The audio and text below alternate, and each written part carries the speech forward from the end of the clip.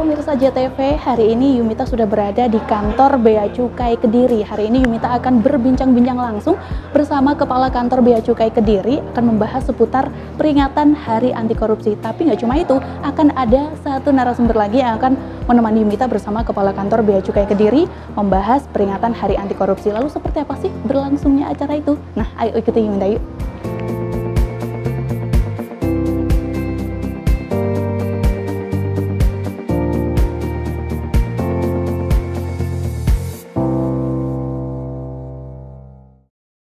Assalamualaikum warahmatullahi wabarakatuh. Apa kabar Anda pemirsa JTV dimanapun Anda berada? Senang sekali saya Yumita Agustina dapat kembali menjumpai Anda dalam dialog khusus. Nah pemirsa, spesial hari ini saya langsung ini dari kantor Bea Cukai Kediri. Nah saya sudah bersama dua narasumber yang akan membahas tema yang sangat menarik pada hari ini, yakni tentang Hari Anti Korupsi. Nah apa sih hubungannya Hari Anti Korupsi ini dengan Bea Cukai? Nah nanti kita akan bahas lagi lebih dalam. Tapi sebelum itu kita akan berkenalan dengan dua narasumber yang saat ini sudah hadir bersama saya. Yang pertama pemirsa, saya akan mengenalkan kepada Anda, ini sebelah kiri saya ada Bapak Agus Hermawan. Ini beliau merupakan Kepala Kantor Wilayah DCBC Jawa Timur 2 Malang. Assalamualaikum Pak Agus. Waalaikumsalam warahmatullahi wabarakatuh. Apa kabar hari ini? Alhamdulillah. Alhamdulillah sehat. Nah pemirsa, ini satu lagi narasumber ini saya baru pertama kali ini ketemu sama Pak Suryana. Ini beliau merupakan Kepala Kantor Bea Cukai Kediri. Apa kabar Pak Suryana? Alhamdulillah baik. Oke, luar biasa sekali. Nah pemirsa, langsung saja kita nggak akan berpanjang-panjang begitu ya menanggapi peringatan Hari Anti Korupsi. Nah ini sebenarnya apa sih hubungannya begitu? Apa yang ingin dilakukan dengan peringatan Hari Anti Korupsi sendiri? Saya ingin ke Pak Suryana ini, Pak Suryana, menanggapi peringatan Hari Anti Korupsi di 2018 ini seperti apa? Ini bukan acara tahunan ya kita.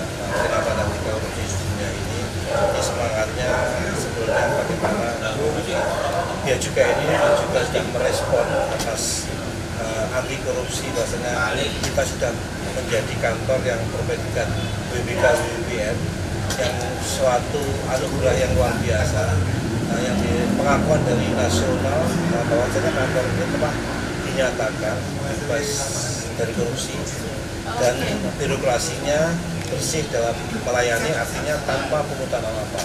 Tidak hanya itu aja, kinerja kita berdasarkan pada integritas dan profesionalisme dalam kerja. Oke, luar biasa sekali. Nah, Pak Agus menanggapi hal yang sudah disampaikan bahwa kantor Bea Cukai berhasil nih mendapatkan predikat wilayah bebas korupsi. Nah, ini seperti apa sih Pak Agus? Jadi begini Mbak Anita, di kami di lingkungan Direktorat Jenderal Bea Cukai, kita mendorong seluruh kantor, terutama yang ada di bawah kami di Jawa Timur 2, itu untuk bisa mendapatkan predikat WBK WBPE. Kebetulan kemarin kantor Banyuwangi, Bea Cukai Banyuwangi juga baru mendapatkan langsung dari Menpan. Ya. Dan ini akan kita dorong dalam artian begini, kita ingin memastikan bahwa apa yang dilakukan oleh Bea Cukai itu terbebas dari korupsi. Ya. Saya katakan demikian kenapa? Karena Bea Cukai punya dua fungsi yang sangat bertentangan. Ya. Yang satu harus melayani, ya. Di sisi lain harus mengawasi. Betul. Ini hal yang sangat bertentangan. Dan di situ sebetulnya ada kewenangan dan diskresi yang cukup tinggi. Kalau kita tidak batasi atau kita tidak ingatkan, jangan sampai mereka korupsi, ini akan keluar dari jalur yang telah kita tetapkan. Seperti itu. Nah, Pak Suryana, ini kok bagaimana? Ini saya penasaran prosesnya bisa mendapatkan predikat sebagai wilayah bebas korupsi, sebagai wilayah birokrasi yang bersih dan melayani, seperti apa sih? Ini Mbak Yuna, ini perjalanan panjang. Jadi awalnya dari juara kantor percontohan ya, tahun 2010, terus selanjutnya diusulkan oleh Direktorat Jenderal untuk memperoleh predikat wilayah bebas korupsi di tahun 2012. Setelah itu lolos, selanjutnya kita berproses lagi diusulkan menjadi BWBN, wilayah birokrasi bersih melayani. Di proses itu penilaian dari mana-mana. Oke, nah tadi Pak Suryana sudah menyebutkan ada kriteria-kriteria. Nah ini mungkin bisa disebutkan begitu Pak, apa sih kriteria-kriteria yang dimaksud tersebut biar bisa mendapatkan predikat dari wilayah bebas korupsi tadi yang berhasil diraih? Ada kriterianya, salah satunya ada mana kinerja ya. Oke. Kinerjanya, terus ada survei-survei yang harus apakah ada komplain atau tidaknya. Yang pasti ya kinerja kita dalam memberikan pelayanan itu apakah benar-benar sesuai dengan ketentuan yang ada. Pak Agus, nah ini kalau kita melihat begitu ya, kalau kantor Bea Cukai sudah mendapatkan banyak prestasi, nah salah satunya adalah wilayah bebas korupsi sendiri. Nah ini bagaimana ketika menanggapi begitu bahwa di kantor Bea Cukai mendapatkan penghargaan tersebut? Jadi itu sebagai pengakuan sebetulnya. Jadi Menpan RB itu sebetulnya mensahkan, ya mensahkan. Tapi sebetulnya yang menilai itu masyarakat. Begitu, oke. Ya, masyarakat. Nah, prosesnya tidak instan. Jadi yang dilihat oleh Menpan RB itu sekitar 2 tahun. Ya, Oke. Apakah dalam 2 tahun tidak ada pegawai di situ yang melakukan korupsi? Apakah dalam pemanfaatan atau penggunaan anggaran juga di situ ada efisiensi dan efektif? Jadi tidak mudah. Ya. Berarti dilihat dari banyak aspek Dari begitu banyak ya? aspek. Oke. Kemudian dari pelayanan, bagaimana service level agreement dipenuhi atau tidak, kemudian ada janji layanan, ada komitmen dan segala macam. Di situ ada proses, kemudian ada hasil.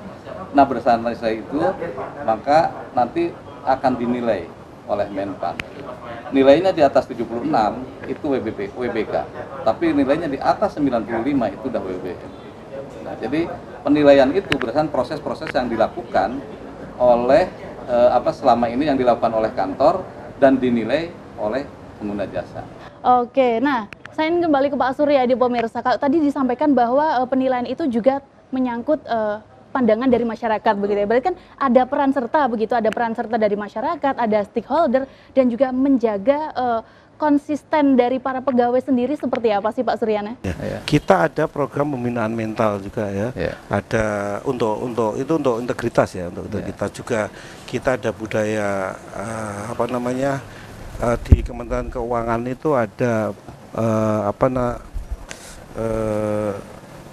nilai-nilai Kementerian Keuangan yang kita implementasikan dalam keseharian kita. Jadi ada integritas, ada profesionalisme, ada sinergi, pelayanan dan kesempurnaan. Ada itu.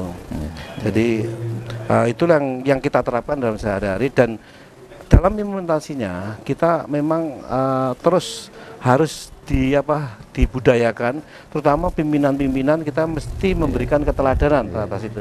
Itu yang paling penting adalah bagaimana komitmen dari pimpinan untuk mengimplementasikan nilai-nilai kementerian itu dalam keseharian.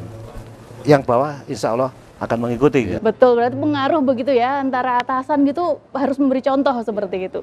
Oke, luar biasa sekali pemirsa, menarik pembahasan kita pada hari ini, tapi jangan kemana-mana karena dialog khusus akan segera kembali usai jeda pariwara.